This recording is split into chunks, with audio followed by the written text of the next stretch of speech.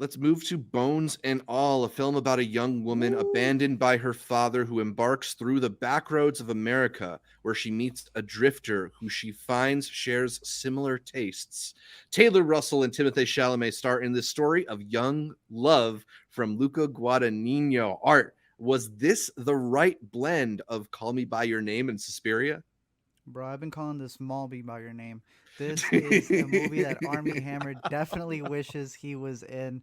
Yeah. And hey, it's the dynamic duo of Luca and Timothy Chalamet. You put them in a movie together. It's I think you put it best. So I'm gonna leave you to say your letterbox review for it. I mean, it feels a little bit like Prestige Twilight, right? Because it's this melodramatic love story that has like this tender heart, but it's wrapped in a kind of genre coat, right? Like it's not a super heavy genre gory movie. It's got But it's horror living there a little, elements. yeah, Yeah, but it's just sort of like it's got horror clothes on, but it's not like horror for to its sure. core. Yeah, I don't it's know. I kind of really dug that about it. it feels like a festival movie that you expect like art house people to go in, but it's going to have a whole group. Like we were walking one day during one of the public screenings, and that rush line was bigger than any other rush line for the New York Film Hmm. Festival. It was wrapped around the other All the way. Timmy fans.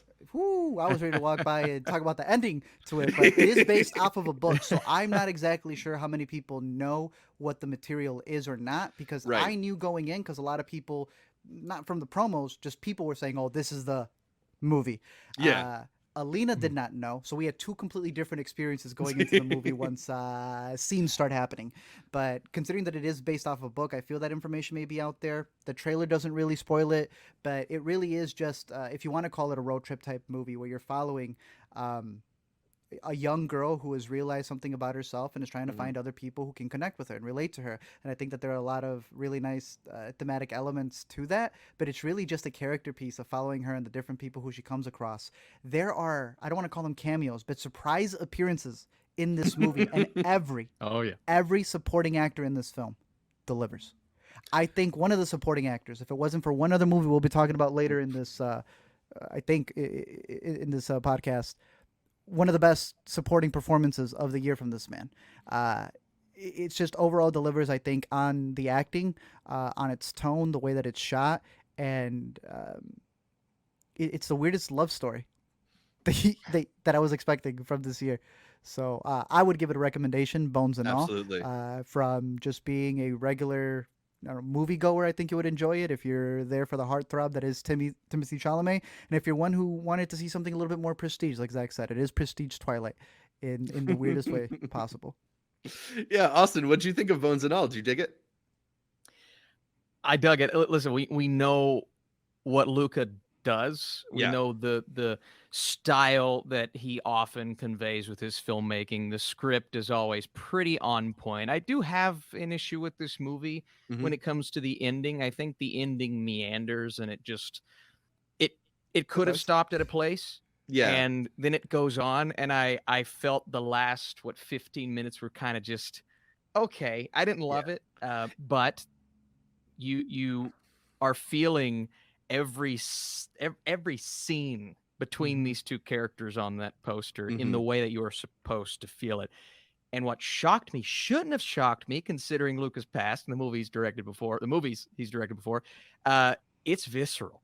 It Yeah. is so visceral, but it's not visceral that's covered up in all of these stylistic, Quentin Tarantino type Hmm. things. It's an all natural, stripped down, and the scenes that show everything, they don't add a lot of flair to it. They just kind of let it happen, and you're sitting Yeah. uncomfortably Makes it as more it's effective. happening, and that's Yeah. it was so effective. So Yeah. those really worked for me. That naturalistic quality to the horror elements was really cool, and I think gives you kind of like a different perspective than you're expecting, especially like once you sort of do know where the story is going. I do agree with you. I think maybe the latter half is trying a little bit too hard to fit into the like tragic love story, like Romeo and Juliet kind of thing or whatever. But Mhm. like, I don't know. It still like has this tender-hearted quality. I think it's gonna like work really well with people looking for this kind of like light romantic touch. Uh, Yeah. I dug it a lot. I thought both Timmy and Taylor Russell were excellent in it, particularly They're great. Russell. Like this is a Yes, huge Russell. breakout for her. I loved her in Waves, but she's so the star of the show here and gets to do so much. She ate it up. Absolutely. Absolutely.